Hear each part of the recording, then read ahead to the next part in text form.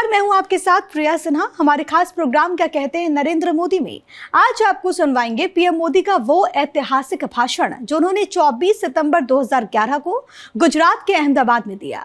मोदी जी ने अपने भाषण में कहा कि हमारा ये जो विज्ञान है, जो टेक्नोलॉजी है, अगर वो गांव के विकास के लिए काम नहीं आ रही तो ये टेक्नोलॉजी किस काम की। और science is universal, technology must be local. अगर ये सिद्धांत स्पेस रिसर्च के लिए काम आ सकता है तो संभव है वही सिद्धांत गांव की भलाई के लिए भी काम आ सकता है।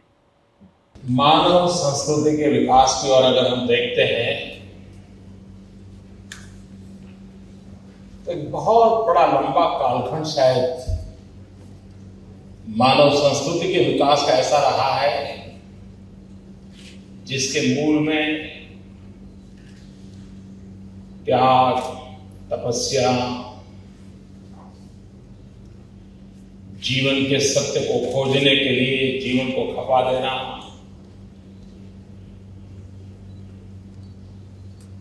हम कौन थे, कौन है, कहां से आए, कहां जाएंगे, इसी की खोज में सहस्त्रों वर्ष तक मानव जुटा रहा।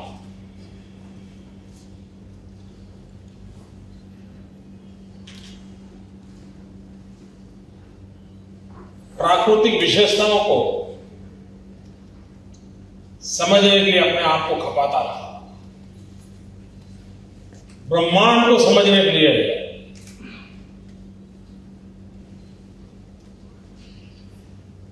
पीढ़ियों तक उसने अपने आप को खपा दिया और उससे मानव ने जो सत्य पाया और जिसने ज्यादा कंट्रीब्यूट किया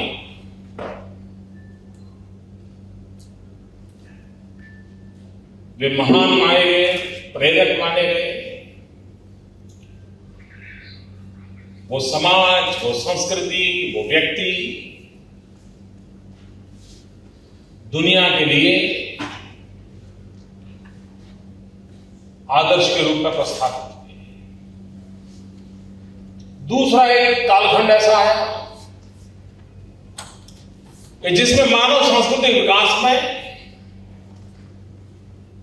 एक सामाजिक ढांचा बनाने में जिन्होंने कंट्रीब्यूशन किया, सोशल स्ट्रक्चर खड़े करने में, जिसके कारण जो हमारे पूर्वजों ने खोज की थी उसको सस्टेन कैसे आगे बढ़ाया जाए। In the light of that research के लिए या उनको जो आत्मज्ञान हुआ था, व्यवस्थाएं विकसित करने के लिए पीढ़ियां थक गई।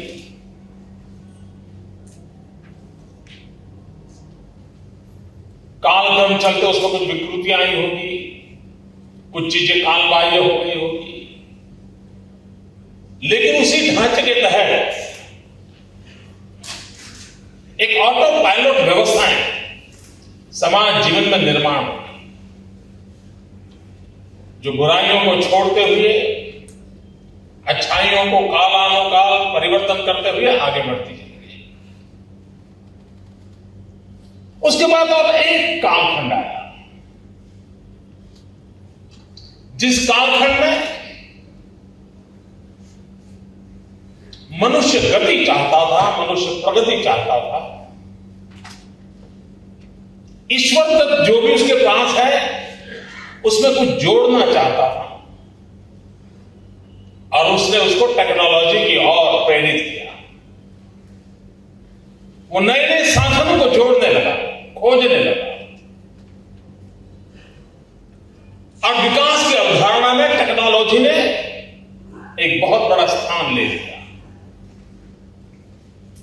आज सबसे समृद्ध देश कौन, सबसे सुखी देश कौन, सबसे डेवलप कंट्रीज कौन, उसके मानदंड क्या है? उन मानदंड के अंदर वो जो पहली पीढ़ी ने दिया था वो मानदंड नहीं है। जीवन कितने उच्च है वो मानदंड नहीं है। मानदंड ये है कि वो समाज, वो देश टेक्नोलॉजी के माध्यम से किस ऊंचाइयों पर पहुंचा है। अगर सैनिक शक्ति का हिसाब लगाया जाए दुनिया के देशों के बीच में, तो दुनिया के सैन्य शक्ति का आधार कितने फौजी हैं, फौज में कितना मैन पावर इस पर नहीं हो रहा है। उनके पास कितने most modern technically sound equipments हैं, वेपन्स हैं, विनाश करने की उनकी क्षमता कितनी ज्यादा है, उसके आधार पर उस देश की सैन्य शक्ति को नापा जाता है। मतलब नापने का आधार है टेक्नोलॉजी। विश्व का कौन देश टेक्नोलॉजी में कितनी प्रगति कर रहा है, उसके आधार पर कौन देश शक्तिशाली है, कौन देश पीछे है, ये मानदंड बन चुका है। और यही अगर मानदंड है और उसको हम नकार नहीं सकते, तब भारत जैसे देश ने भी टेक्नोलॉजी की उपयोगिता, science is universal, technology must be local. हो सकता है एक सिद्धांत स्पेस रिसर्च के लिए काम आता होगा, लेकिन संभव है वही सिद्धांत गांव की भलाई के लिए भी काम आ सकता है। अकॉर्डिंग टू दैट साइंस हमने टेक्नोलॉजी डेवलप करनी पड़ेगी। अगर इस टेक्नोलॉजी की स्पर्धा में विश्व के अंदर एक शक्ति के रूप में उभरना है, तो हमारे सामने सबसे बड़ी अगर कोई चैलेंज है तो वो है कि हम 120 करोड़ नागरिकों के जीवन विकास में टेक्नोलॉजी को कितना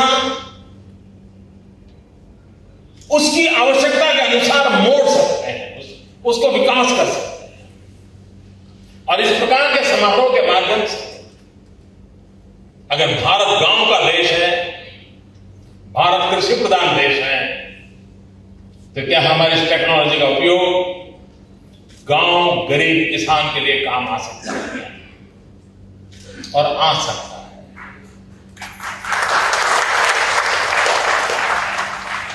अगर हमें विश्व के समृद्ध देशों में आगे बढ़ना है तो टेक्नोलॉजी के बिना होना नहीं है, लेकिन टेक्नोलॉजी के भरोसे तब होगा, उस बात पर निर्भर नहीं करता है हम कौन सी नई चीजों को खोजते हैं, निर्भर उस बात पर होने वाला है उपलब्ध टेक्नोलॉजी गांव तक कैसे पहुंचाते हैं। हमारी रूट में ताकत जो रहेगी वो वही रहनी है, और इसलिए हम लोगों का प्रयास, हमारे पास उपलब्ध जो ज्ञान है, उपलब्ध जो टेक्नोलॉजी है, वो गांव के काम कैसे आए, हर व्यक्ति को वो कैसे जोड़े, और उस दिशा में हम अगर प्रयास करते हैं तो विकास की नई ऊंचाइयों को पार कर सकते हैं। बस ट्रांसपोर्टेशन जिसने खोजा होगा, जब खोजा होगा, लेकिन अगर गांव को वो बस उपलब्ध नहीं है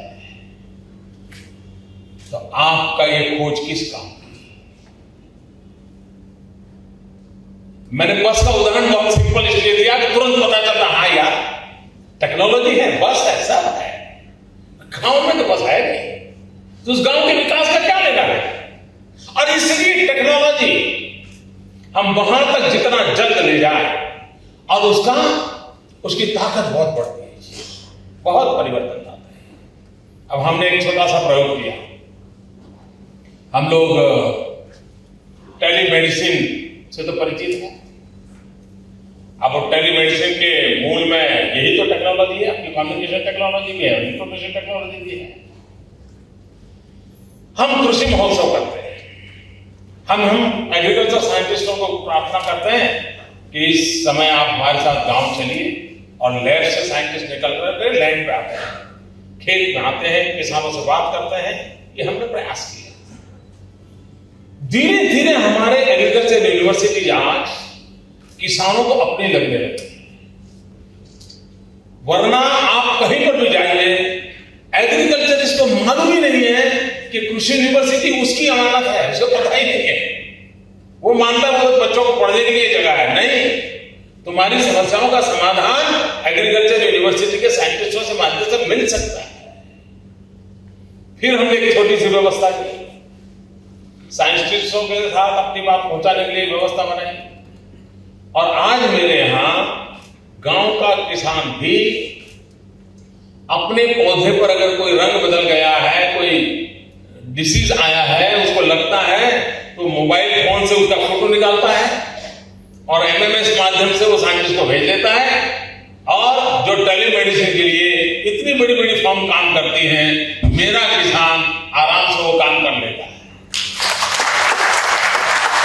और वो उसको गाइड करता है कि अच्छा भाई, तुम्हारे पौधे पर ये जो दिखता है, हो सकता है ये होगा, तुम जरा इसका प्रयोग करो, उसको रास्ता मिल जाता है। यानी चीज छोटी हो, लेकिन उसको कैसे नजर पाया जाता है। मित्रों, हमारे देश में मनुष्य के पास भी हेल्थ कार्ड नहीं है। यहां बैठे हुए भी आधे से अधिक लोग ऐसे होंगे जिनका अपना हेल्थ कार्ड नहीं होगा, हेल्थ प्रोफाइल नहीं होगा। And Gujarat is the state जहां पर हर गांव में किसान के पास अपनी जमीन का हेल्थ कार्ड है। कैसे? टेक्नोलॉजी के। अब उसके कारण उसे पता है और सब कुछ कंप्यूटर पर उसको अवेलेबल है। वो नेट पे जाकर के अपना जमीन का आधार पर देख सकता है कि वो उसकी जमीन की क्या हालत है। टेक्नोलॉजी का उपयोग किया, उसे पता चलता है कि मेरी जमीन किस पैदावार के लिए उपयोगी है, कौन से फसल के लिए उपयोगी है, किस दवाई की जरूरत है, किस दवाई की जरूरत नहीं है, मेरी जमीन में कौन सी कमियां हैं, कौन सी अच्छाइयां हैं। और अकॉर्डिंग टू दैट वो जब अपना एग्रीकल्चर प्लान करता है तो कम से कम खर्चे में अधिकतम बेनिफिट पाने के लिए वो हकदार बन जाता है। और उसका परिणाम है, और उसका परिणाम ये है कि हिंदुस्तान का एग्रीकल्चर ग्रोथ 2% से आगे नहीं बढ़ रहा, लेकिन गुजरात का एग्रीकल्चर ग्रोथ 2001 से 2011 तक पूरे 10 वर्ष करीब 11% रहा। With the help of technology. और इसलिए हम अपनी टेक्नोलॉजी का इस प्रकार से अगर उपयोग करते हैं, मित्रों, हम लोग सब एक आयु के पड़ाव पर पहुंचने के बाद कैटरेक्ट कहीं न कहीं हमारे यहां मेहमान बन के आ जाता है। दुनिया हमें कैटरेक्ट की नजर से देखना पड़ता है, नेत्रमणि की तकलीफ होती है और हम कैटरेक्ट का ऑपरेशन भी करवाते हैं। आज भी हिंदुस्तान के कई प्रदेश ऐसे हैं कि जहां सेवा के काम के रूप में नेत्र यज्ञ के शिविर लगते हैं और डॉक्टर अपनी सेवा देते हैं, लोगों को नेत्रमणि के संकट से मुक्ति दिलाई जाती है। मित्रों, एक तरफ ये दृश्य है, पूरी दुनिया में Gujarat is only exceptional case in the world जहां कैटल का कैटरेक्ट ऑपरेशन होता है।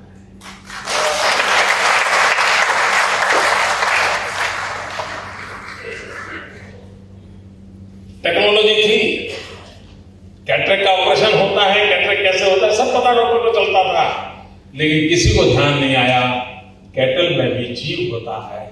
जो शरीर रचना हमारी होती वैसे बाय लाख वही चीजें वही है, तो उसको भी तो कैटरेक्ट का तकलीफ होता होगा। हमने उसको लागू किया और उसका परिणाम कैसा था।